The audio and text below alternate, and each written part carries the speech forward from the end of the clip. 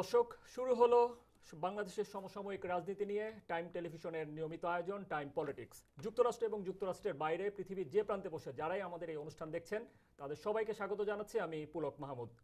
আমাদের সঙ্গে আপনারাও চাইলে যুক্ত হতে পারেন। টেলিভিশন স্ক্রিনে দেখানো যে নিচে যে নাম্বারটি রয়েছে সেটিতে ফোন করে সরাসরি আপনারা যুক্ত হতে পারেন এবং আমাদের আজ যে দুজন সম্মানিত অতিথি আছেন তাদের সঙ্গে আপনারা সরাসরি প্রশ্ন করে আপনাদের বিভিন্ন প্রশ্নের উত্তর পেতে পারেন। আমাদের সঙ্গে আজ উপস্থিত আছেন দুজন সম্মানিত অতিথি। একজন হচ্ছেন অর্থনীতিবিদ, রূপালী ব্যাংকের সাবেক চেয়ারম্যান এবং স্বেচ্ছাসেবী সংগঠন সীমান্তিকের প্রতিষ্ঠাতা ডক্টর আহমেদ আল কবির। ডক্টর আহমেদ আল কবির, আপনাকে অসংখ্য ধন্যবাদ। এবং উপস্থিত আছেন সিনিয়র জার্নালিস্ট মনির হায়দার। মনির ভাই, অসংখ্য ধন্যবাদ অনুষ্ঠানে উপস্থিত হওয়ার জন্য। আমরা বরাবরের মতোই সমসাময়িক বাংলাদেশের রাজনীতি নিয়ে প্রসঙ্গে এখানে কথা বলি এবং সেটি দিয়ে আমরা শুরু করব, এরপর আমরা বিভিন্ন প্রসঙ্গে ধীরে ধীরে যাব। আজকে আপনারা জানেন যে শহীদ প্রেসিডেন্ট জিয়াউর রহমানের 34তম শাহাদাত বার্ষিকী ছিল এবং সেখানে বিএনপির নেতাকর্মীরা শ্রদ্ধা জানিয়েছেন তার মাজারে। সেখানে দলের অন্যতম একজন স্থায়ী কমিটির সদস্য, অন্যতম নেতা মওদুদ আহমদ সাংবাদিকদের বলেছেন যে দল পুনর্গঠন করলে চলবে না, বিএনপির রাজনীতি যেটি এখন চলছে সেটিকে পরিচ্ছন্ন করতে হবে এবং তাহলেই দেশে গণতন্ত্র ফিরে আসবে এবং জাতীয় ঐক্য গঠিত হবে। তো এই বিএনপি যখন একটি আন্দোলনের পর হঠাৎ ঝিমিয়ে গেছে বলে অনেকে মনে করছেন, ঠিক এই সময় দলের একজন নীতি নির্ধারক অন্যতম মওদুদ আহমেদের এই যে মন্তব্য, সেটি কতটা প্রভাব ফেলতে পারে দলে? ধন্যবাদ আপনাকে। যদি বলতে হয় এটা নিয়ে, আমি প্রথমেই বলবো যেটা হলো যে এটা যদি বলে থাকেন, যেটা আমি পুরোপুরি শুনি নাই এক্সাক্ট ভার্ব, এটা ওনার বক্তব্যটা কি ছিল, কিন্তু টিভিতে আসছে ডেফিনেটলি, এবং আপনিও কোট করছেন যেটা আমি বলবো যে এটা একটা ভালো দিক, যে রাজনীতিতে আমাদের দেশে এই চর্চাটা খুবই কম। বড় বড় নেতা নেত্রীদের সামনে বা দলের ভিতরে বা দলের ফোরামে যে যার যার চিন্তাধারার প্রতিফলন ঘটানো উচিত, এবং সেই হিসাবে মওদুদ আহমদ সাহেব, আমি বলবো যে এটা হয়তো দলের একটা বড় অংশের, তাদের দলের একটা বড় অংশের যে চিন্তা চেতনার একটা বহিঃপ্রকাশ ঘটিয়েছেন, এবং এটা বাংলাদেশের রাজনীতিতে এটা খুবই প্রয়োজন। এটা সার্বিকভাবে আমি বলবো যেটা হলো যে খুবই প্রয়োজন, যে এইখানে পরিচ্ছন্নতার প্রয়োজন আছে দলের মধ্যে, যে বিশেষ করে বিএনপি যে বর্তমানে যে অবস্থানে আছে, দলটি নিয়ে অনেকেই তাদের ভিতরে যাদের সাথে কথা বলা যায় তাদের কাছ থেকে একটা ফ্রাস্ট্রেশন ফুটে উঠছে বারবার। অতএব এটার থেকে বোধহয় দলটাকে বেরিয়ে আনার জন্য এটা একটা প্রয়াস বলেই আমি মনে করব। মনির হায়দার, আপনি কি মনে করছেন যে এই যে একটি বড় চ্যালেঞ্জের কথা বলা হচ্ছে, এটি আসলে কতটা সম্ভব হবে? কারণ হচ্ছে মওদুদ আহমেদ এটি বলেছেন, কিন্তু দলের অন্য নেতা কর্মীদের কাছ থেকে কিন্তু সেরকমটি শোনা যাচ্ছে না। তো আপনি কি মনে করছেন যে এটার ইম্প্যাক্টটা কি হবে? অ্যাকচুয়ালি কি বিএনপি সে পথেই এগোবে, বা তাদের কি ইয়ে হতে পারে? আপনার মতামতটা কি? দেখুন, আসলে বিএনপি বা আওয়ামী লীগের মতো দলগুলো কোন পথে আগাবে, এইটা আপনি তো দূরের কথা, ওই দলগুলো যারা করেন তারাও কেউ বলতে পারবেন না। আওয়ামী লীগ কোন পথে আগাবে এটা যেমন একমাত্র শেখ হাসিনা জানেন, ঠিক তেমনি বিএনপি কোন পথে আগাবে এটা প্রধানত বেগম খালেদা জিয়া জানেন। আর এর বাইরে আর কেউ কিছু জানবার থাকলে সেটা তার ছেলে, যিনি দলটির এখন senior vice chairman Tarique Rahman, তিনি হয়তো জেনে থাকবেন। আমার আপনার জানার কোনো সুযোগ নেই এবং থাকবার কথাও না যে এই পদ্ধতিতে এই দলগুলো চলে। অনেকেই বলে থাকেন যে এই দলগুলো হচ্ছে অনেকটা লিমিটেড কোম্পানির মতো, এবং যাদেরকে এটার সভানেত্রী বা চেয়ারপারসন হিসেবে আমরা দেখি, এদের ভূমিকা অনেকটা ম্যানেজিং ডিরেক্টরের মতো, যে তারা এই দলগুলোর নির্বাহী প্রধান, সিইও, চিফ এক্সিকিউটিভ অফিসার। তারা যা হুকুম করবেন তাই হবে, তারা যা ইচ্ছা ব্যক্ত করবেন সেভাবেই সব কিছু অগ্রসর হবে। তো এখন মওদুদ আহমেদ সাহেব যে কথা বলেছেন এটা খুবই বাস্তব সত্য, কিন্তু এর বাইরেও আরও একটা বাস্তবতা আছে।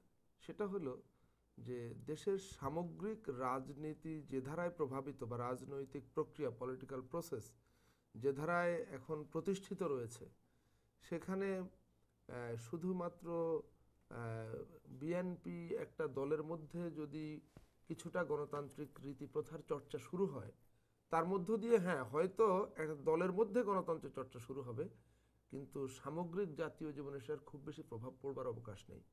কারণ সামগ্রিকভাবে রাষ্ট্রযন্ত্র এবং রাষ্ট্র ব্যবস্থাপনা এখন এমনভাবে বেদখল হয়ে গেছে বা এমনভাবে জবরদখল হয়ে গেছে যে এইখানে কোনো সাধারণ রাজনৈতিক প্রক্রিয়ার মধ্য দিয়ে এটা থেকে বের হবার আপাত কোনো সম্ভাবনা একদমই দেখা যাচ্ছে না। এখন মওদুদ আহমেদ সহ বিএনপির নেতৃত্বের কেউ কেউ বা একাংশ বা কোনো কোনো অংশ যদি এরকম মনে করে থাকেন যে হ্যাঁ এই মুহূর্তে যা পরিস্থিতি তাতে দেশের রাজনৈতিক অবস্থা বদলাবার কোনো ক্ষমতা আমাদের নাই এবং আমরা চেষ্টা তদবির কম বেশি যেটুকু করার করে দেখেছি, আমরা আসলে কিছু করতে পারিনি। তো এই অবস্থায় আর কি করার আছে, কিছু যেহেতু করার নাই, তো আপাতত দলের ভিতরে গণতন্ত্র চর্চার কথাটা নতুন করে আবার একটু বলে কয়ে দেখি যে কি হয় না হয়। সেরকম চিন্তা থেকেই তিনি হয়তো এটা করেছেন। প্রথমত একজন নাগরিক হিসাবে বা একজন সাংবাদিক হিসাবে আমি প্রত্যাশা করি বা আমার এবং আপনার সকলেরই আকাঙ্ক্ষা যে মুক্তিযুদ্ধের মধ্য দিয়ে অর্জিত একটা বাংলাদেশ, সেখানে যে সমস্ত রাজনৈতিক দল বা প্রতিষ্ঠান থাকবে সেগুলো নিজেরাই গণতান্ত্রিক রীতিনীতির চর্চা নিজেদের মধ্যে মানে প্রচলন রাখবে বা সেটা তারা সেই গণতান্ত্রিক রীতিনীতির মধ্যে থেকেই রাজনীতি করবে। কিন্তু দুর্ভাগ্যজনকভাবে আমরা সেটা দেখি না। তো মানে সেটাই বলছি যে এটা আমাদের আকাঙ্ক্ষা যে আমরা চাইবো বিএনপি, আওয়ামী লীগ বা অপরাপর সকল রাজনৈতিক দলের ভেতরে গণতন্ত্র চর্চা করবে এবং সেটা করতে করতে তারা জাতীয় জীবনে বা রাষ্ট্রীয় জীবনে গণতন্ত্রের চর্চাটা রাখবে। কিন্তু দুর্ভাগ্যক্রমে আমরা দেখি এই দুটো দলের যারাই যখন ক্ষমতায় থাকে দলের ভেতরে তো গণতন্ত্রের কোনো লেশমাত্র নাই। ওই যে বললাম প্রধান নির্বাহী কর্মকর্তা পদ্ধতি চালু আছে, আর যখন রাষ্ট্রীয় জীবনে যায় তখন গণতন্ত্র, আমি যদি ক্ষমতায় আছি তাহলে দেশে গণতন্ত্র আছে, আর আমি যদি ক্ষমতায় নাই তাহলে কোনো গণতন্ত্র নেই। যেমন এখন আওয়ামী লীগ ক্ষমতায় শুধু আছে না, গোটা রাষ্ট্রটাকে মোটামুটি হাতের মুঠোর ভিতরে নিয়ে ফেলেছে। তা আওয়ামী লীগ মনে করে এটা একটা দারুণ গণতন্ত্র, এর চাইতে ভালো গণতন্ত্র হয় না, কারণ গোটা রাষ্ট্রের সমস্ত ইনস্ট্রুমেন্ট, রাষ্ট্রের সমস্ত প্রতিষ্ঠান এখন আমার হাতের মুঠোয়, আমার চোখের ইশারায় চলছে ঘুরছে, সুতরাং এর চাইতে ভালো গণতন্ত্র আর কিছু হয়। কিন্তু আমার আপনার মতো হতভাগা নাগরিক যারা, তারা ভাবি যে আমাদের পূর্বপুরুষেরা এজন্য জীবন দিয়ে মুক্তিযুদ্ধ করে একটা স্বাধীন রাষ্ট্র তৈরি করেছে। আমরা শুনি বা বই পড়ে জানি যে প্রধানত গণতন্ত্র অস্বীকার করবার কারণে মুক্তিযুদ্ধ হয়েছিল। একটা নির্বাচিত সরকারের কাছে রাষ্ট্র ক্ষমতা হস্তান্তরে অস্বীকার করার পরিণতিতে একটা রক্তক্ষয়ী মুক্তিযুদ্ধের জন্ম দিয়েছিল আমাদের পূর্বপুরুষেরা, এবং সেই রক্তক্ষয়ী এবং লক্ষ লক্ষ প্রাণের বিনিময়ে তারা এই দেশ তৈরি করেছে শুধু গণতন্ত্র না দেবার কারণে।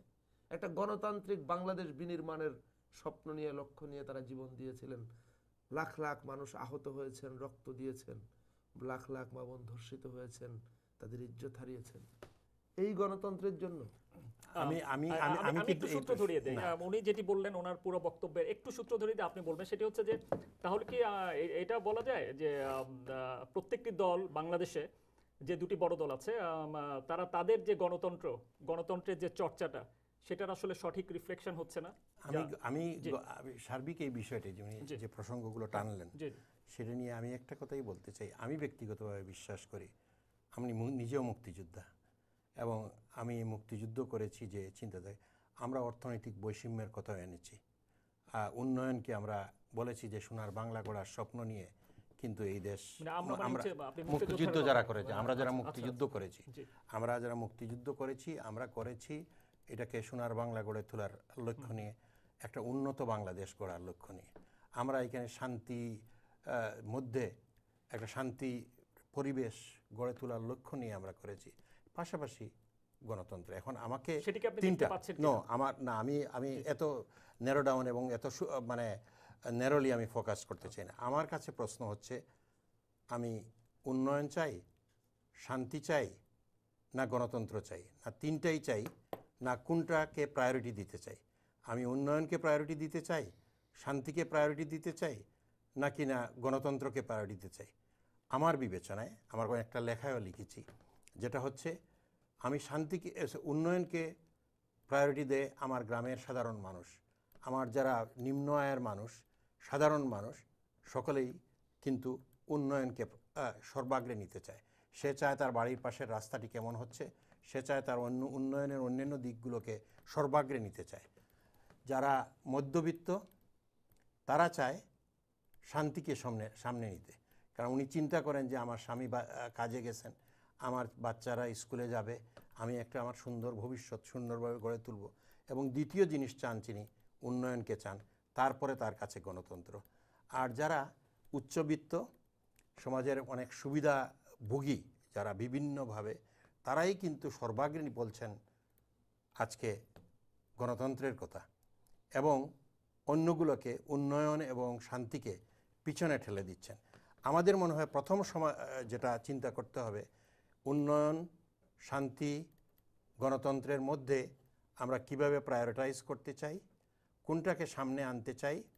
আমরা যখনই টক শোতে আসি বা কথা বলি, তখন অনেকেই আমরা যে এই গণতন্ত্রকে সামনে নিয়ে এবং রাজনীতির যে ওইটাকেই বড় করে দেখতে চাই। আমি পাশাপাশি দেখতে চাই, অর্থনীতির ছাত্র হিসাবে আমি দেখতে চাই উন্নয়নকে নিয়ে আমাদেরকে পাশাপাশি কথা বলতে হবে।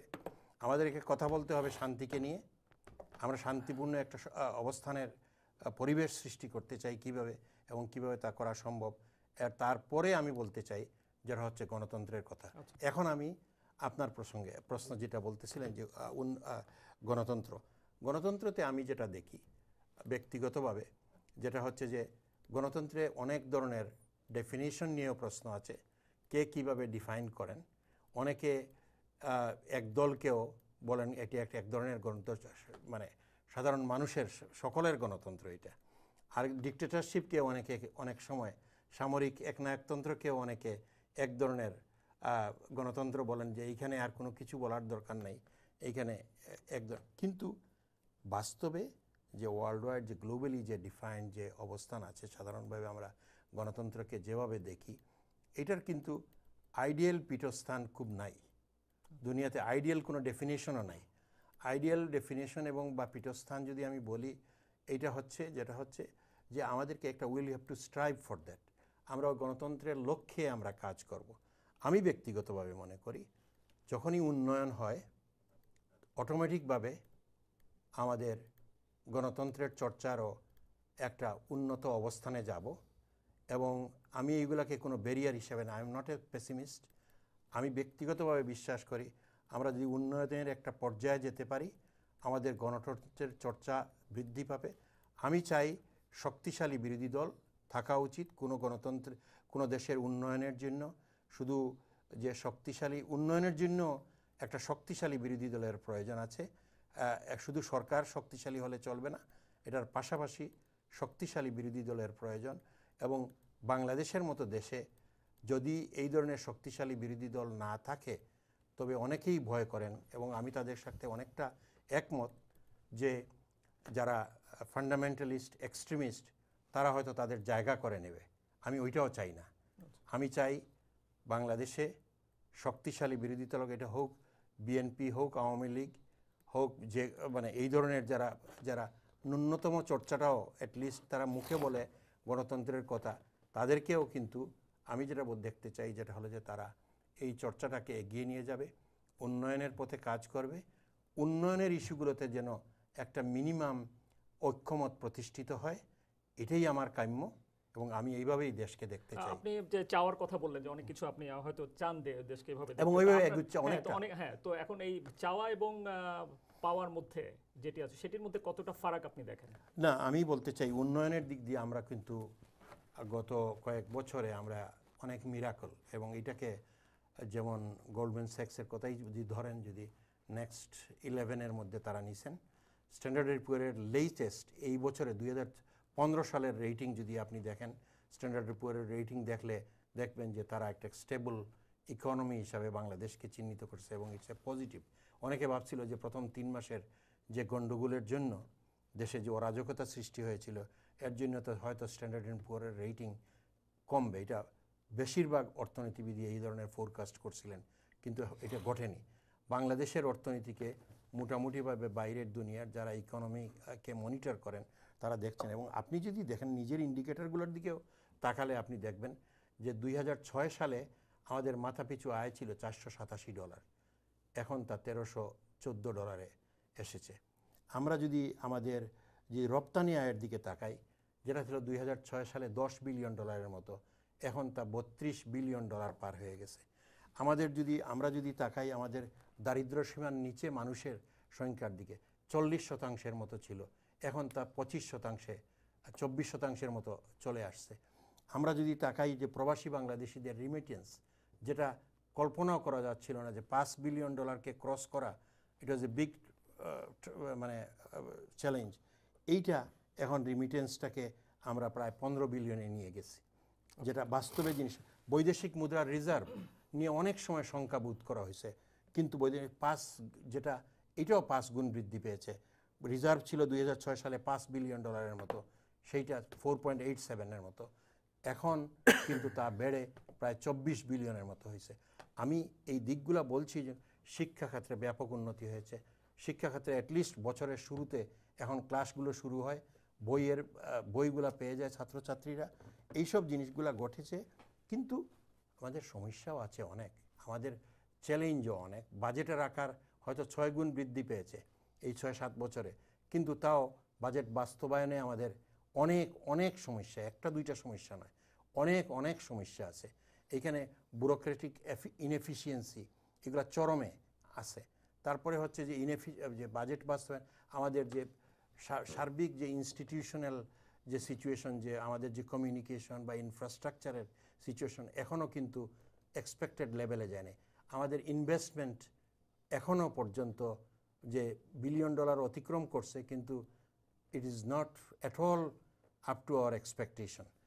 শুধু ইনভেস্টমেন্ট নয়, আমাদের যদি তাকাই, যদি আমাদের দেশের থেকে যে টাকা, যে বিশেষ করে এটা আমাদের জন্য খুবই কনসার্ন, যে বিদেশি বিনিয়োগের চেয়ে বেশি অর্থ পাচার হচ্ছে।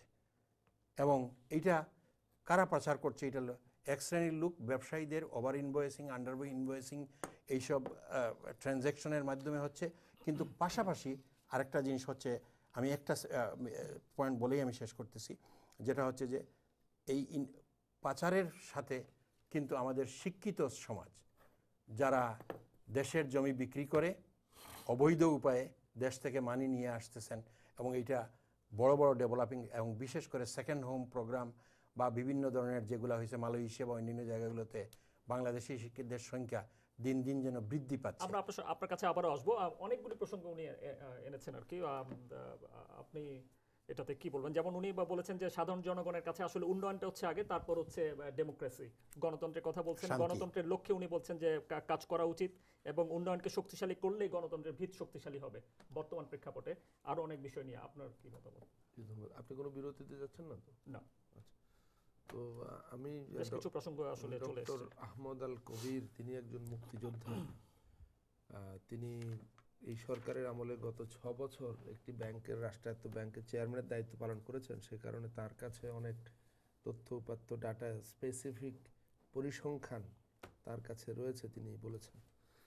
আমি আগেই বলেছি যে এই প্রজন্মের একজন মানুষ হিসাবে, যারা বই পুস্তক পড়ে মুক্তিযুদ্ধের লক্ষ্য, চেতনা, ইতিহাস এগুলো জানবার চেষ্টা করেছি, তাদের একজন হিসেবে আমি আসলে খুবই বিস্মিত যে তিনি বলেছেন যে মুক্তিযুদ্ধের লক্ষ্য হিসাবে তার কাছে প্রধান বিষয় ছিল উন্নয়ন, এবং তারপরে শান্তি, তারপর গণতন্ত্র। মানে উন্নয়ন এবং শান্তির পরে গণতন্ত্র। কিন্তু ধরেন আমি তো আর মন গড়া কিছু একটা বলে দিলেই হবে না। আপনি হয়তো যেহেতু একজন মুক্তিযোদ্ধা, আপনি আপনার মেমোরি থেকে বলছেন, কিন্তু আমি বই পড়ে বা সংবিধান বা অপরাপর ইতিহাস পড়ে যেটুকু পেয়েছি, আমি দেখেছি যে ধরুন আমি আপনার কাছে এই প্রশ্ন রাখি একজন মুক্তিযোদ্ধা হিসাবে, যে 1971 সালে পাকিস্তানি কর্তৃপক্ষ তারা যদি বঙ্গবন্ধুকে বলতেন যে আচ্ছা ঠিক আছে আপনি জিতেছেন, ভালো কথা, আপনার ক্ষমতা আসার দরকার না, আমরা আপনার পূর্ব পাকিস্তানেও যথাযথ উন্নয়ন দিয়ে দিচ্ছি, আমরা আপনি আসেন, কি কি উন্নয়ন চান দিয়ে দিচ্ছি, অসুবিধা নেই, তাহলে কি বঙ্গবন্ধু মেনে নিতেন? এটা একটা আনরিয়ালিস্টিক অ্যাজাম্পশন। শুধু তাই না, আমি বলবো যে আমাদের যে মুক্তিযুদ্ধের যে 4টা পিলার, যে মুক্তিযুদ্ধের পরবর্তী গণতন্ত্র, সমাজতন্ত্র, ধর্মনিরপেক্ষতা, এই যে পিলারগুলো, এইগুলোতেও কিন্তু সমাজতন্ত্রের কথা বলা হচ্ছে, ইটস এন ইকোনমিক। আচ্ছা, আমরা একটু আসবো, আমরা একটু শুনে নেই। জি কবির ভাই, এটা তো হলো মুক্তিযুদ্ধের পরে যখন দেশ স্বাধীন হলো এবং যখন সংবিধান প্রণীত হলো, সংবিধান প্রণয়নের প্রক্রিয়া বাংলাদেশে এক বহুল বিতর্কিত বিষয়। এই যে আমার সামনে একটা বই আছে মহিউদ্দিন সাহেবের লেখা, আমি সেটা থেকে উদ্ধৃতি দেব। মুক্তিযুদ্ধ শুরুর আগে মুজিবনগর সরকার ডিক্লারেশন অব ইন্ডিপেন্ডেন্স বা স্বাধীনতার ঘোষণাপত্র নামে একটা জিনিস গ্রহণ করেছিল। সেই ঘোষণাপত্রে মুক্তিযুদ্ধের লক্ষ্য হিসাবে সুস্পষ্টভাবে 3টি বিষয়ের উল্লেখ করা হয়েছিল। নাম্বার 1 বলা হয়েছে ইকুয়ালিটি, আমাদের জনগণের সাম্য প্রতিষ্ঠা, প্রতিটা মানুষকে সমান চোখে দেখা হবে। দ্বিতীয় বিষয় ছিল হিউম্যান ডিগনিটি, এবং তৃতীয় বিষয় ছিল সোশ্যাল জাস্টিস বা সামাজিক সুবিচার। এই 3টা বিষয়ের সমন্বিত রূপটা হলো আসলে গণতন্ত্র, যে মানুষের প্রায়োরিটি, প্রতিটা কাজে মানুষের ইচ্ছার প্রায়োরিটি, গণমানুষের সাধারণের ইচ্ছার প্রায়োরিটি। আজকে 43 বছর পরে আপনি উন্নয়নের কথা বলছেন। উন্নয়ন খুবই একটা ছোট্ট সেগমেন্ট। আপনি যদি এই অর্থনৈতিক উন্নয়ন, ইনফ্রাস্ট্রাকচারাল ডেভেলপমেন্ট বা অবকাঠামো উন্নয়নের কথা বলেন, বিদ্যুৎ, রাস্তাঘাট, পুল, কালভার্ট, এগুলোর কথা বলেন, এটা একটা রাষ্ট্র বিকশিত হবার খুবই ছোট্ট একটা পার্ট, যেখানে মানুষের মূল্যবোধ ধ্বংস হয়ে গেছে, যেখানে সততা ধ্বংস হয়ে গেছে, যেখানে প্রকৃত শিক্ষা ধ্বংস হয়ে গেছে, যেখানে স্বাস্থ্য ব্যবস্থা ধ্বংস হয়ে গেছে। আপনি নিজে হেলথ সেক্টর নিয়ে কাজ করেন, আপনার যে এনজিও আপনি বলেছেন, সেখানে এই কিছু রাস্তাঘাট, কিছু ব্রিজ, কিছু মানে বড় বড় বিল্ডিং হলো, এটাই কি ডেভেলপমেন্ট? এই ডেভেলপমেন্ট পৃথিবীর বহু স্বৈরশাসকের দেশে হয়েছে, হয়নি? আরব দেশগুলোতে হচ্ছে না। তাহলে কি আপনি দুবাইয়ের মতো একটা দেশ চান? আপনি কি সৌদি আরবের মতো একটা দেশ চান, যেখানে সৌদি আরবে তো মানে উন্নয়নের কোনো সীমারেখা নেই, এত উন্নয়ন হয়েছে আর হচ্ছে? আপনি কি সেটাকে সেরকম দেশ চান? তাহলে আমার কিছু বলবার না, আমি তো মুক্তিযোদ্ধা না, আমি মুক্তিযুদ্ধ করিও নি, দেখিও নি। আপনি বলছেন উন্নয়ন অনেকখানি হয়েছে, আপনি আমার চাইতে ভালো জানবার কথা, আপনি একটা ব্যাংকের চেয়ারম্যান ছিলেন। উন্নয়নের জোয়ারে যে কি ভাসছে কবির ভাই, এটা তো এই গত 2-3 সপ্তাহের ঘটনা, যে ভাসতে ভাসতে আন্দামান সাগরে হাজার হাজার বাঙালি ভেসে ভেসে চলে যাচ্ছে, না খেয়ে মরে যাচ্ছে, একজন আরেকজনের প্রস্রাব পান করছে বেঁচে থাকার জন্য। এ হলো উন্নয়নের অবস্থা। প্রফেসর আব্দুল্লাহ আবু সাইদ, যিনি কখনো রাজনীতি করেননি, কোনো পক্ষে কখনো কথা বলেননি, বাট তাকে সবাই জানে, বিশ্ব সাহিত্য কেন্দ্রের প্রতিষ্ঠাতা, তিনি বাংলাদেশের প্রগতিশীলদের খুবই একজন গুরুজন হিসাবে বিবেচিত। বাংলাদেশের যারা খুবই প্রগতিশীল, আধুনিক, বিজ্ঞান মনস্ক মানুষ, তারা সবাই আব্দুল্লাহ আবু সাইদ স্যারকে খুবই সর্বজন শ্রদ্ধেয় একজন গুরুজন হিসাবে জানেন। আব্দুল্লাহ আবু সাইদ স্যার গত সপ্তাহে এই নিউ ইয়র্কে একটা বাংলা বইমেলা উদ্বোধন করতে এসেছিলেন। তো তিনি বলেছেন যে বাংলাদেশের এখন অবস্থা সবচেয়ে খারাপ সময় বাংলাদেশ এখন পার করছে, কারণ বাংলাদেশে মূল্যবোধ বলে আর কিছু নাই, ধ্বংস হয়ে গেছে। এই মূল্যবোধ দিয়ে আর যাই হোক গণতন্ত্র হবে না। তিনি একটা কমেন্ট করেছেন, তিনি বলেছেন বাংলাদেশে মোড়লের শাসন চলছে। গুড গভর্নেন্স, একটা আধুনিক স্বাধীন সার্বভৌম রাষ্ট্রে একটা গভর্নেন্স বলে যে জিনিস, এটা আধুনিক শাসন ব্যবস্থা, একটা সরকার ব্যবস্থা, একটা রাষ্ট্র কাঠামো, জুডিশিয়ারি, লেজিসলেটিভ, তারপরে হচ্ছে যে আপনার নির্বাহী বিভাগ, এই সব মিলায় যে একটা ইন্টিগ্রেটেড রাষ্ট্র ব্যবস্থা, প্রত্যেকটা আলাদা আলাদা স্বাতন্ত্র স্বাধীনতা নিয়ে কাজ করবে, এর কিছুই বাংলাদেশ নাই। বাংলাদেশে হচ্ছে যে আজ থেকে অনেক বছর আগে, পাকিস্তান হবার আগে যে গ্রামাঞ্চলে যে মোড়লি ব্যবস্থাটা ছিল, সেটাকে আমরা জাতীয় জীবনে প্রতিষ্ঠা করেছি। রাষ্ট্রীয় পর্যায়ে এখন সেই শাসনটার বিগার ভার্সন বা এটার একটা বৃহত্তর অবয়ব প্রতিষ্ঠিত হয়েছে। একটা ফোন নিয়ে আসি, একটা ফোন নিয়ে আসি, একটা দর্শক অনেকক্ষণ ধরে অপেক্ষা করছেন। দর্শক আসসালামু আলাইকুম, আপনার নাম এবং কোন জায়গা থেকে ফোন করছেন সেটি বলে আমাদের দুজন সম্মানিত অতিথি আছেন, আপনি তাদেরকে প্রশ্ন করতে পারেন। হ্যালো হ্যালো, আসসালামু আলাইকুম। জি, আসসালামু আলাইকুম। আমার নাম ফারুক, আমি মেলান থেকে বলছি। জি, আমি আপনার ডাক্তার আহমদ কবির সাহেবকে জি অভিনন্দন জানানোর জন্য ফোন দিচ্ছি। যে উনি যে বিষয়টি বলেছেন যে বাংলাদেশের এই বর্তমান সরকারের যে অর্থনৈতিক উন্নয়নে যে ভূমিকা রেখেছে, তার যে দিক নির্দেশনা বা দিক বিশ্লেষণ করেছেন, সত্যিকার ভাবে আমি আমার পক্ষ থেকে ওনাকে অভিনন্দন জানাচ্ছি। আমার বিশ্বাস আগামী ভিশন 2021 বাস্তবায়নে সরকার কাজ করে যাবে। দর্শক আপনি বলে যাবেন, এটা আমার বিশ্বাস। ওনাকে তো অভিনন্দন ধন্যবাদ আমার পক্ষ থেকে। আপনার কি কোনো প্রশ্ন আছে? আপনার কি কোনো প্রশ্ন আছে দর্শক? না, আমি কাস্টমারকে অভিনন্দন জানাচ্ছি। আচ্ছা, আপনাকে অসংখ্য ধন্যবাদ, আমরা অভিনন্দন পৌঁছে দিচ্ছি। জি, আমি আপনি যেটা বলছিলেন। আমার মনে হয় কবির ভাই কিছু একটা বলবেন। আচ্ছা, আমি যেটা বলতে চাই যেটা হলো যে আমি মনে করি না যে আপনি আমার কথার সাথে খুব কন্ট্রাডিক্ট করেছেন। আমি ব্যক্তিগতভাবে দেখি আপনি হয়তো আর্টিকুলেশনে আপনি বলতেছেন যেটা হচ্ছে যে বলছেন যেটা হলো যে হ্যাঁ এটাকে উন্নয়ন না, আপনি উন্নয়নকে স্বীকার করতেছেন না। That's one way of saying ইট। কিন্তু আমি আপনার বলবেন, আমি জাস্ট কয়েক সেকেন্ড উন্নয়ন আমি স্বীকার করছি না তা না। এই যে বাংলাদেশের আজকের যে অবয়ব, যে ঢাকা শহরে বেশ কিছু উঁচু বিল্ডিং হয়েছে, অনেক শিল্প কারখানা হয়েছে, কয়েক হাজার কিলোমিটার রাস্তা হয়েছে, এই উন্নয়নের জন্য কোনো সরকারের দরকার হয় না। এটা সময়ের ব্যবধানে কোনো দেশে সরকার না থাকার অপশন নাই, সরকার একটা থাকতেই হয়। কিন্তু আমি উপলব্ধি করি যে বাংলাদেশে যেটুকু উন্নয়ন হয়েছে সময়ের ব্যবধানে এটা এমনিতেই হতো যদি কোনো সরকার নাও থাকতো। বাংলাদেশে এটা হলো যে অনেকের যারা আমি ব্যক্তিগত I don't like to personally কাউকে বলতে চাই, কিন্তু আমি জিনিসটা আমি মনে করি সরকার না থাকলে, সরকারের নির্দিষ্ট কোনো ভাবনা বা চিন্তাধারা যদি পরিষ্কার না থাকে, লক্ষ্য যদি পরিষ্কার না থাকে, তবে কোনো দিনই হতো না। কারণ বাংলাদেশে খাদ্যে স্বয়ংসম্পূর্ণ হবে এটা কোনোদিন কেউ চিন্তা করে নাই। এই পর্যায়ে আরেকটা বিরতি নিতে হচ্ছে আপনাকে। আমি খুবই দুঃখিত, কারণ আরেকজন দর্শক আছেন, তাদের আসলে প্রচুর দর্শক লাইনে আছেন। আসসালামু আলাইকুম দর্শক, একটা আপনার নাম এবং কোন জায়গা থেকে ফোন করছেন সেটি বলে আমাদেরকে প্রশ্ন করুন। হ্যালো, সম্ভবত কেটে গেছে। আপনি যে প্রসঙ্গে বলছিলেন যে খাদ্য স্বয়ংসম্পূর্ণতা, আমাদের খাদ্যের স্বয়ংসম্পূর্ণতা কোনো অবস্থাতে হইতো না যদি সরকারের নীতিমালার মধ্যে আমাদের যে সার্বিক অবকাঠামোগত যে কৃষির উন্নয়নের জন্য যদি পরিকল্পনা, সুস্পষ্ট পরিকল্পনা। আমরা ভুলি নাই বাংলাদেশের স্বাধীনতার পরে 10-15 বছর, এমনকি গত 2003-4-5-এও মঙ্গার কথা বলি নাই, আমাদের মঙ্গা হইতো।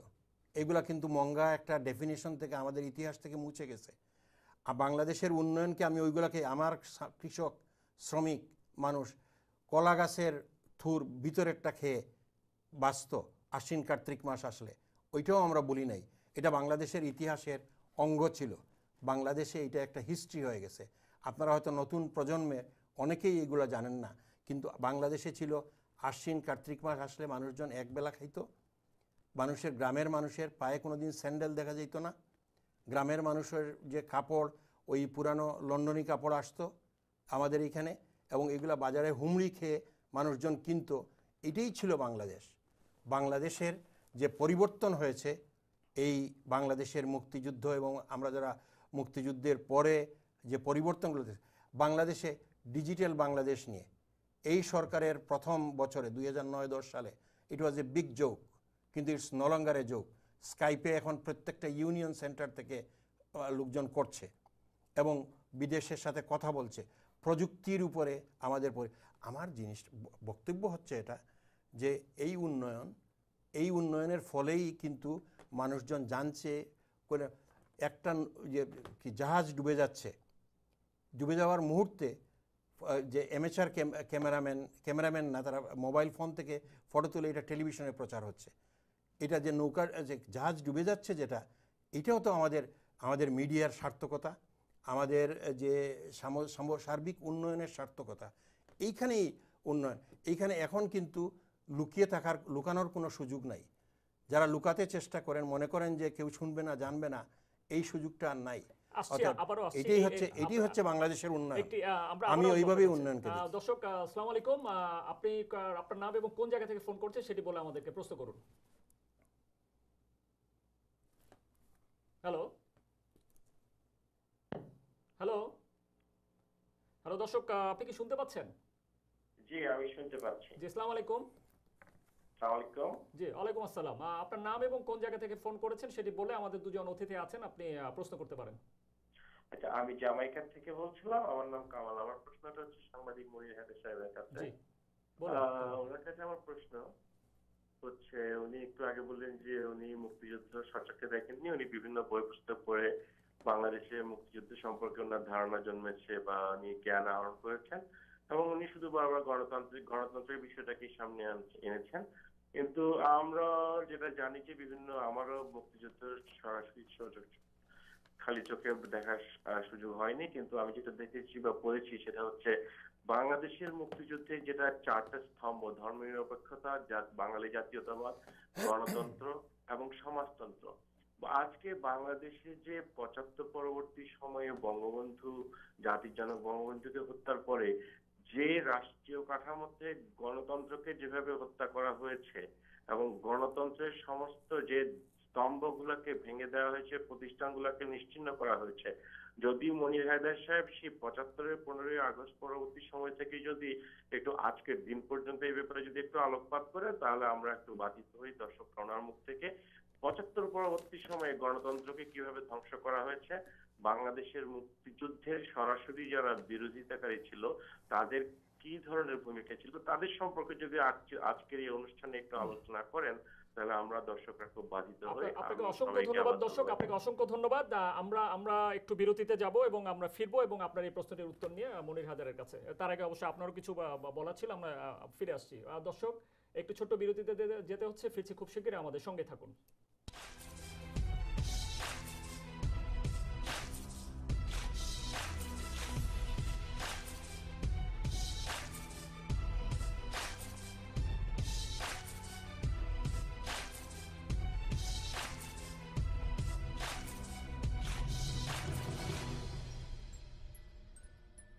বাংলাদেশি আমেরিকান কালচারাল অ্যাসোসিয়েশন ইনকের উদ্যোগে ব্রঙ্কসে জমজমাট পথমেলা 31শে মে রোববার সকাল 10টা থেকে রাত 8টা পর্যন্ত।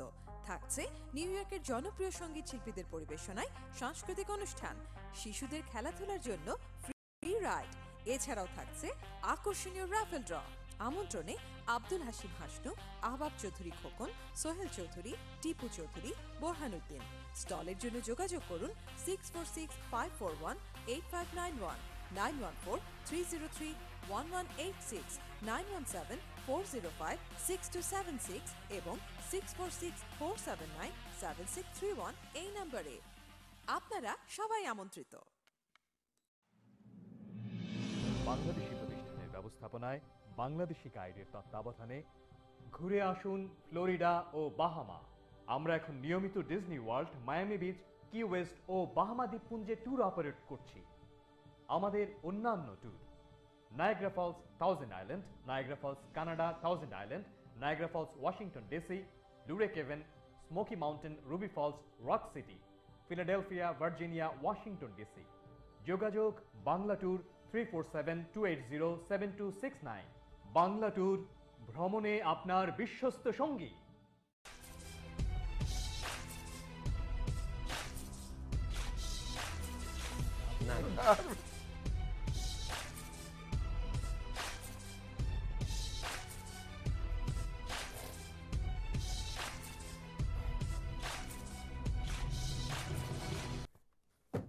দর্শক, বিরতির পর আরো একবার স্বাগত টাইম পলিটিক্স অনুষ্ঠানে। আমাদের সঙ্গে আছেন দুজন সম্মানিত অতিথি, সিনিয়র জার্নালিস্ট মনির হায়দার এবং অর্থনীতিবিদ, রূপালী ব্যাংকের সাবেক চেয়ারম্যান এবং স্বেচ্ছাসেবী সংগঠন সীমান্তিকের প্রতিষ্ঠাতা ডক্টর আহমেদ আল কবির। একটা ছোট ফোন নিয়ে আমরা আসছি, এইমাত্র একজন দর্শক আমাদের সঙ্গে যুক্ত হয়েছেন। আসসালামু আলাইকুম দর্শক, আপনার নাম এবং কোন জায়গা থেকে ফোন করছেন সেটি বলে আমাদেরকে প্রশ্ন করুন। হ্যালো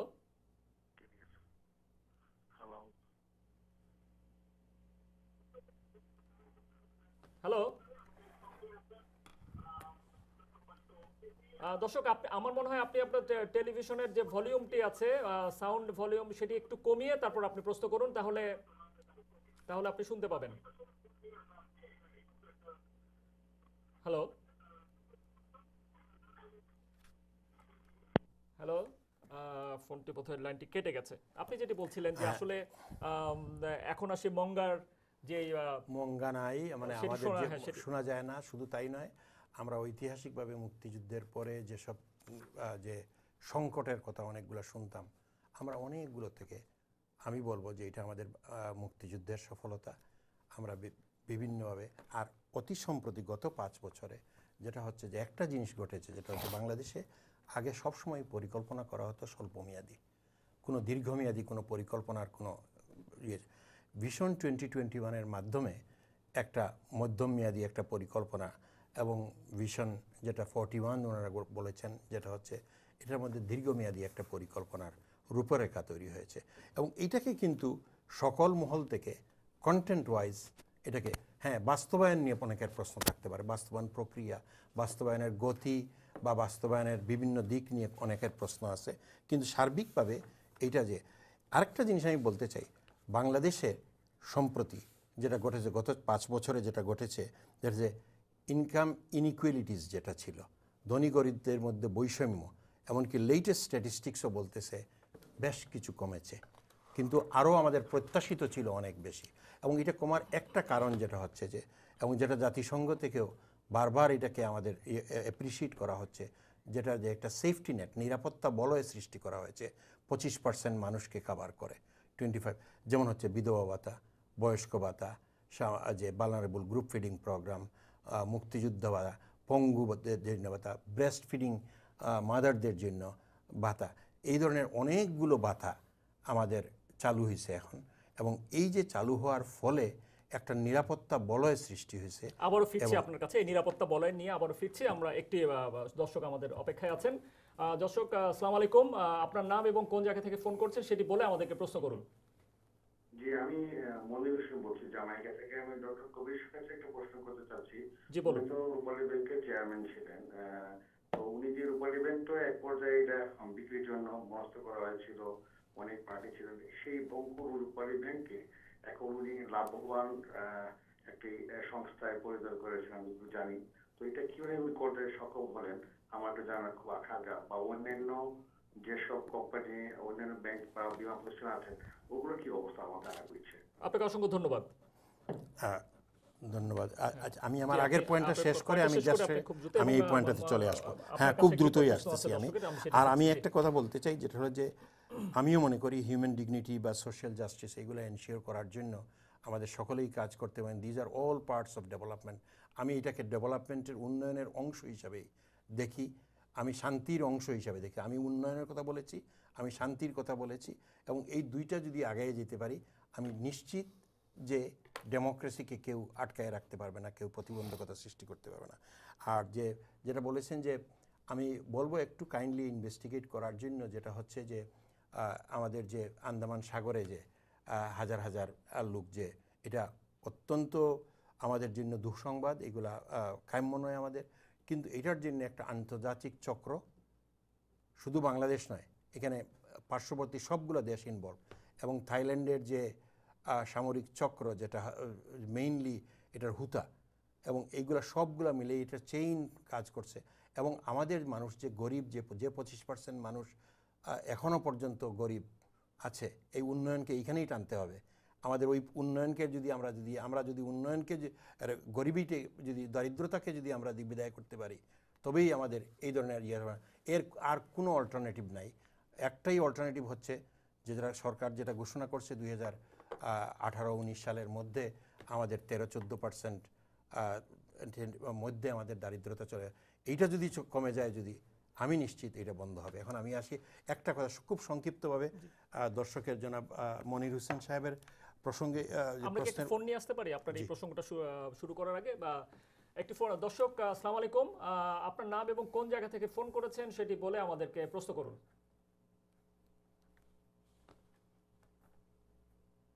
হ্যালো হ্যালো হ্যালো দর্শক, আপনি কি শুনতে পাচ্ছেন? হ্যালো,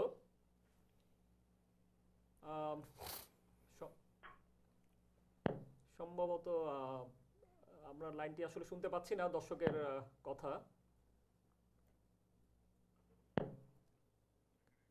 লাইনটি কেটে গেছে। আমি খুব কুইকলি বলি, যেটা হচ্ছে ভাইয়ের কাছে ফিরে যেতে হবে আপনাকে।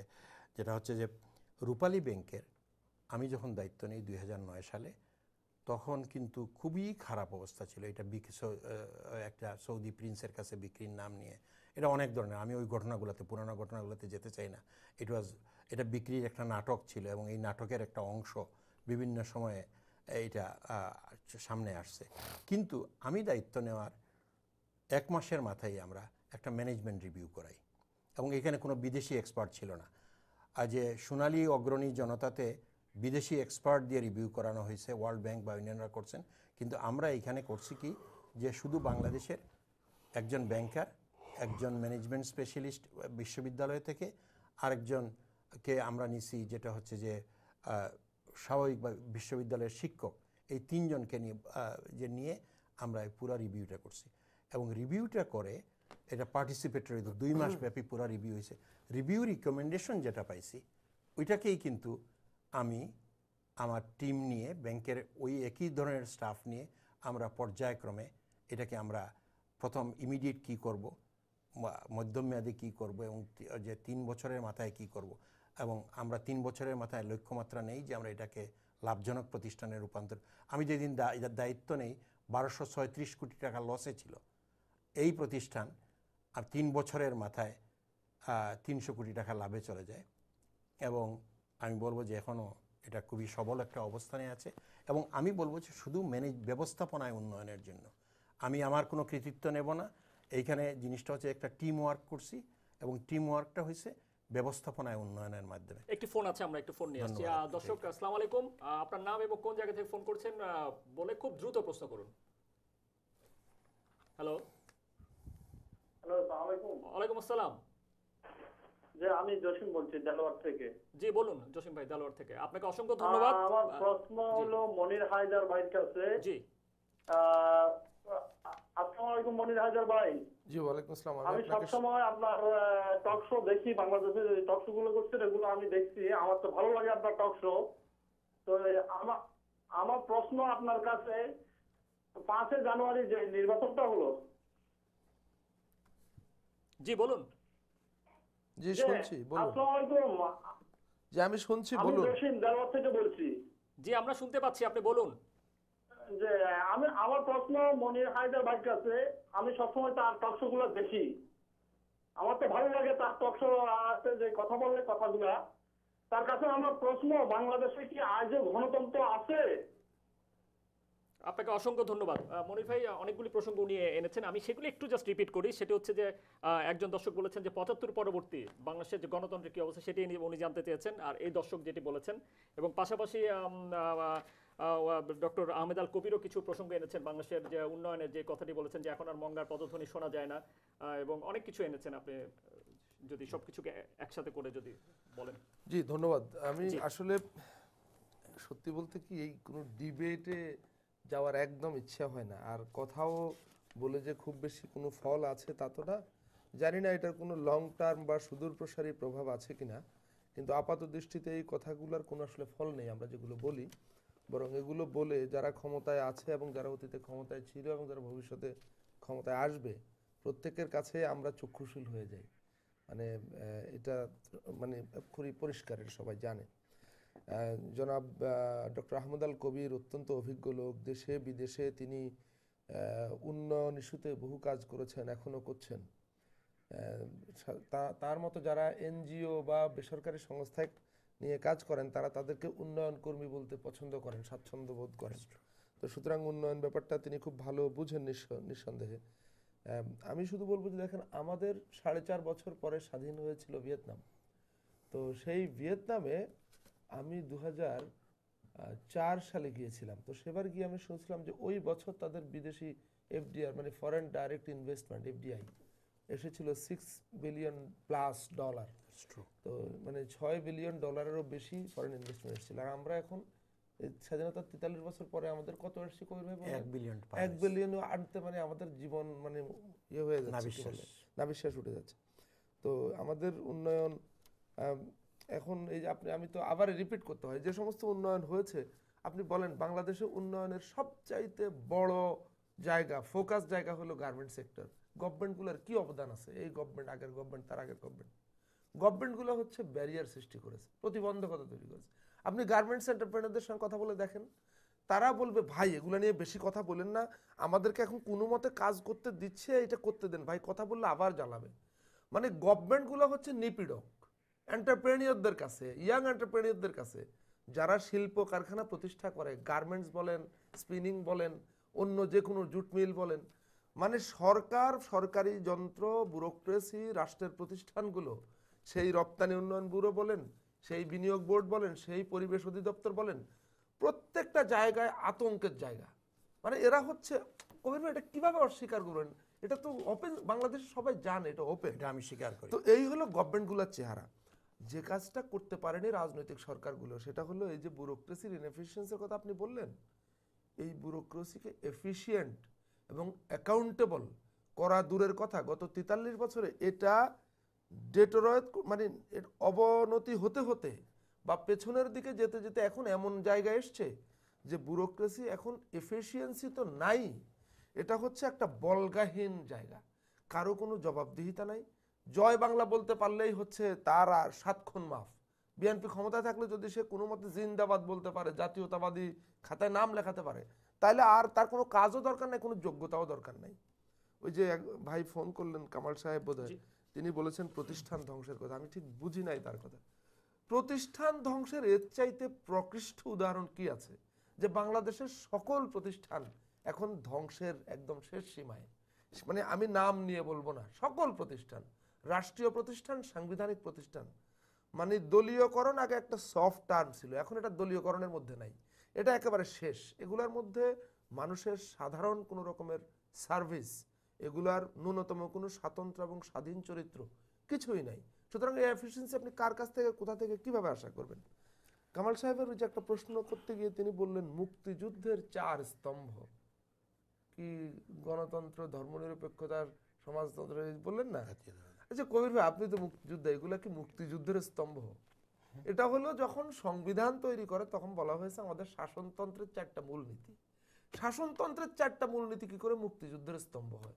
মুক্তিযুদ্ধের স্তম্ভ হলো ডিক্লারেশন অফ ইন্ডিপেন্ডেন্স, স্বাধীনতার যে ঘোষণা দেওয়া হয়েছিল, সেখানে যে 3টি লক্ষ্য স্থির করা হয়েছিল, সেটা হলো মুক্তিযুদ্ধের স্তম্ভ। যে এই 3টা স্তম্ভের উপর দাঁড়ায় যুদ্ধ শুরু হয়েছিল এবং সেই যুদ্ধে আমরা জয়ী হয়েছি সেই 3টা লক্ষ্য অ্যাচিভ করবার জন্য।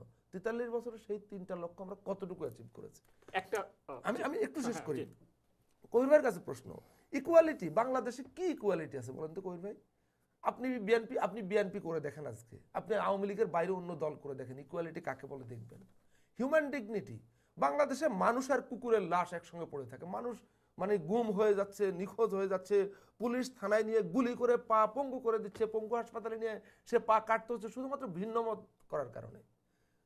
যে সে যার পায়ে গুলি করা হচ্ছে তার মত আমি সমর্থন করি না হয়তো, বা আপনি হয়তো করেন না, কিন্তু এটা কি ইকুয়ালিটি হলো বলেন আপনি আমাকে? আর সোশ্যাল জাস্টিস, বাংলাদেশের সামাজিক সুবিচার আছে? বাংলাদেশে ওই হাঁটি হাঁটি পা পা করতে করতে গত 43 বছরে সবগুলো সরকারের সম্মিলিত চেষ্টায় বাংলাদেশের সোশ্যাল জাস্টিস এটা এখন এক স্বপ্ন কল্পনা ছাড়া আর কিছু না। বাংলাদেশে কোনো বিচার, সুবিচার পরের কথা কোনো বিচারই নাই, এটা বিচারহীনতার এক স্বর্গরাজ্য। আমি জানি আপনি আমার সঙ্গে একমত হবেন না।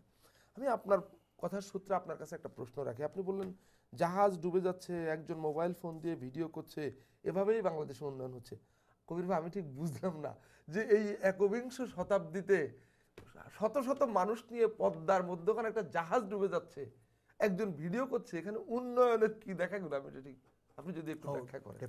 আমরা একটা ফোন নিয়ে আসি, আমাদের শেষ ফোন, এটা আমাদের একেবারে অনুষ্ঠানের শেষ পর্যায়ে আছি। দর্শক আসসালামু আলাইকুম, আপনার নাম এবং কোন জায়গা থেকে ফোন করছেন সেটি বলে প্রশ্ন করুন খুব দ্রুত।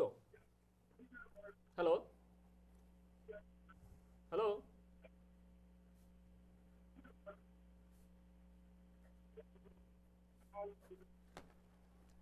হ্যালো দর্শক আসসালামু আলাইকুম। জি ওয়ালাইকুম সালাম। জি, আপনি আপনার নাম এবং কোন জায়গা থেকে ফোন করছেন সেটি বলে খুব দ্রুত প্রশ্ন করুন আমাদের দুজন অতিথিকে। জি, আমার নামটা বলে প্রশ্ন করব? জি জি, আপনি কোন জায়গা থেকে ফোন করছেন এবং নাম খুব দ্রুত। আমার নামটা হলো কাজী আশরাফ হোসেন নয়ন, আমি নিউ ইয়র্ক থেকে ফোন করছি। অসংখ্য ধন্যবাদ আশরাফ ভাই, আপনি প্রশ্ন করুন। জি আসসালামু আলাইকুম, আমার নাম কাজী আশরাফ হোসেন নয়ন। আমি দুই ভদ্রলোককে দুইটা প্রশ্ন করব। এক নম্বর ডাক্তার আহমদ কবির সাহেবকে একটা প্রশ্ন এবং মনির ভাইকে একটা প্রশ্ন। প্রথম ডাক্তার আহমদ কবির সাহেবকে প্রশ্ন, আমাদের প্রধানমন্ত্রী শেখ হাসিনার সাথে এবং মিশরের প্রেসিডেন্ট আল ফাত্তাহ আল সিসির সাথে কোথায় কোথায় মিল আছে একটু বলবেন। এবং মনির ভাইয়ের কাছে প্রশ্ন যে আসন্ন মসজিদ সম্মেলনে তিস্তার পানি নিয়ে রিমার্কেশন এবং এসবার্কেশন নিয়ে কোনো কথা হচ্ছে না কেন, এই ব্যাপারে একটু জানালে বেশি খুশি হব। অসংখ্য ধন্যবাদ। অসংখ্য ধন্যবাদ। আমরা বুঝতে পেরেছি আপনার প্রশ্ন। আপনি কি একটু খুব সংক্ষেপে যদি বলেন দর্শক? না, এটা না, মানে আমি সার্বিকভাবে ওনার শেষ হয়ে গেলে একেবারেই সংক্ষেপে, আমাদের সময় খুব একেবারেই অল্প। আমি দুই একটি কথা বলতে চাই, যেটা হচ্ছে যে জাহাজ ডুবে যাওয়াটা বুঝেন নাই যেটা বলছেন, যেটা হচ্ছে আমি মনে করি ডিজিটাল বাংলাদেশ নিয়ে যারা, আমি কথাটাও বলেছি এইভাবে, ডিজিটাল বাংলাদেশ নিয়ে 2009 সালে যারা যোগ করেছেন, 2010 সালে যোগ করেছেন, ইটস এ বিগ যোগ, তারা কিন্তু এই ডিজিটাল বাংলাদেশের এটা সুফলের একটা অংশ।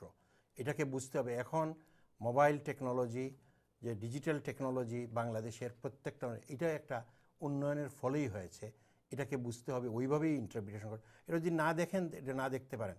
বই যে বছরের পরে শুরুতে পাইতেছে, ইলেকট্রনিক্যালি এখন বই পাওয়া যাচ্ছে বাংলাদেশে, টেক্সট বুকস, এগুলোও কিন্তু এই ডিজিটাল টেকনোলজির বা যে কারণেই এটা ঘটেছে, এবং এইটাও একটা উন্নয়নের অংশ।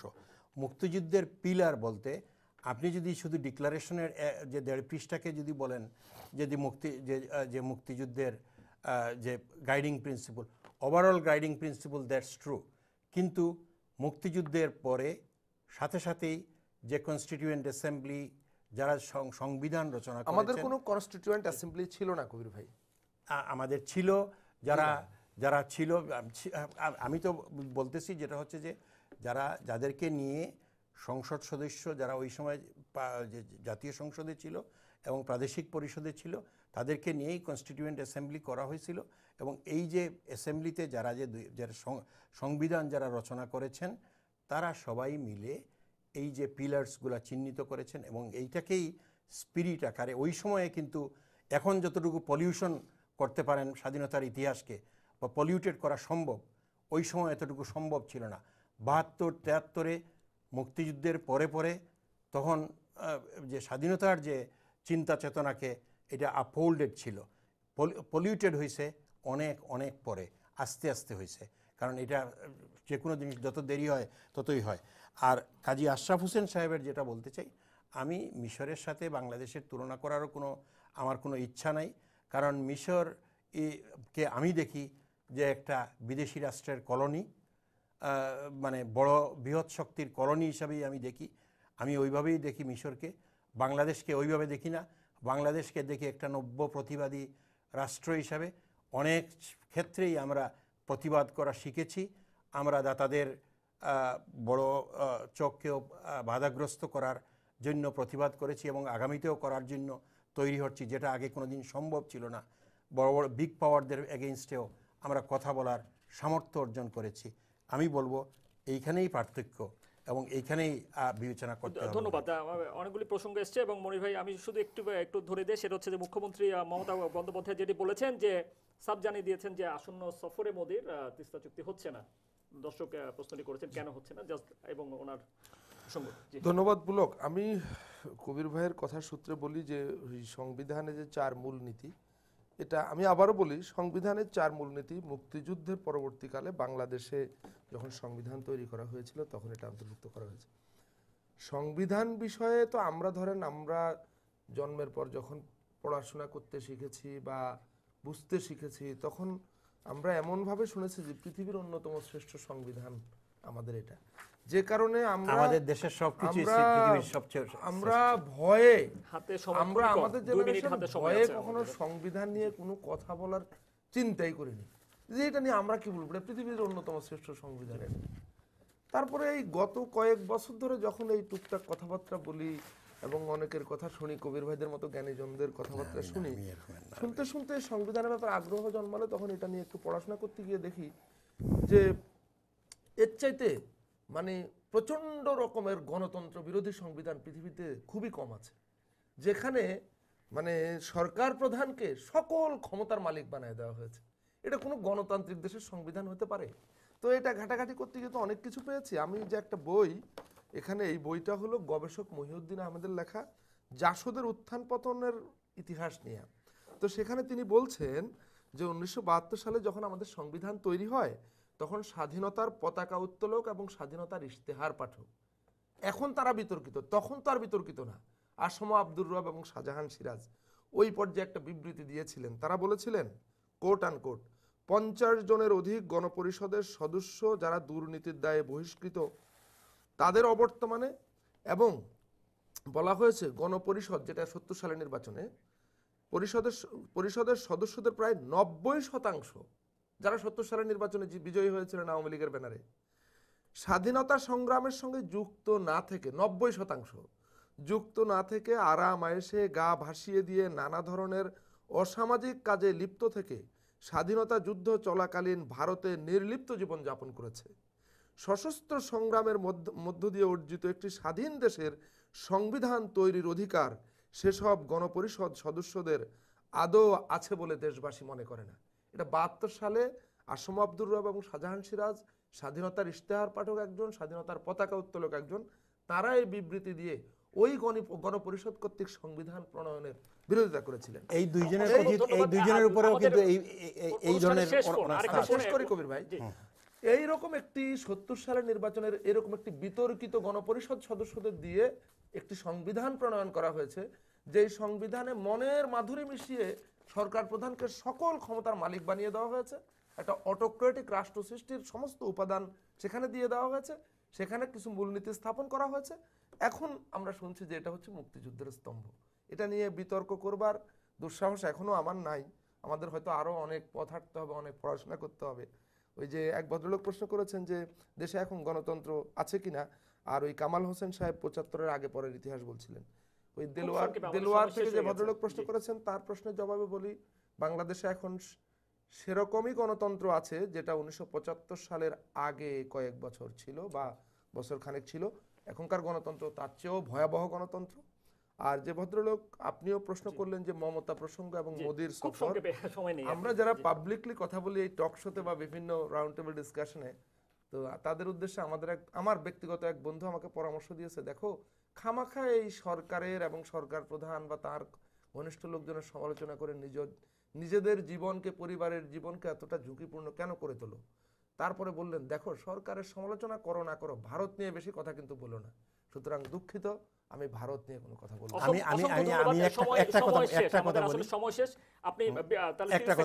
আমাদেরকে 21শে আগস্টের গ্রেনেড হামলার কথাই বলি, আর আমাদের যে আসানুল্লাহ মাস্টারের কথাই বলি, আর SMS কিবরিয়ার কথা বলি। এদেরকে কিলিংয়ের মাধ্যমে যে গণতন্ত্রের চর্চা হয়েছিল, এটার থেকে খারাপ অবস্থা কোনো অবস্থাতেই নয়। এটার থেকে অনেক উত্তরণ ঘটেছে। এখনো পর্যন্ত প্রকাশ্যে কাউকে এই ধরনের যে পুরো রাজনৈতিক দলকে আপনারা যদি না বলছেন, you have compared with 75, you have before 75, what you have done, I am quoting that one, যে আপনি 75-এর আগের কথা বলেছেন, আর আমি বললাম যেটা হচ্ছে যে আমরা এইসব ঘটনাগুলোর পুনরাবৃত্তি দেখতে চাই না। ওটা বলেন নাই আপনি, ওটা বলেন নাই, আমি বলায় বলছেন আপনি, তো ওই সময় বলেন না। আপনি যদি আমাকে কম্পেয়ার করতে বলেন তাহলে একদলীয় শাসন কখনো গণতন্ত্র হতে পারে না। একদলীয় কোন, আমি গণতন্ত্রের কথাই বলি না, আমি শান্তি এবং উন্নয়নের কথা বলছি।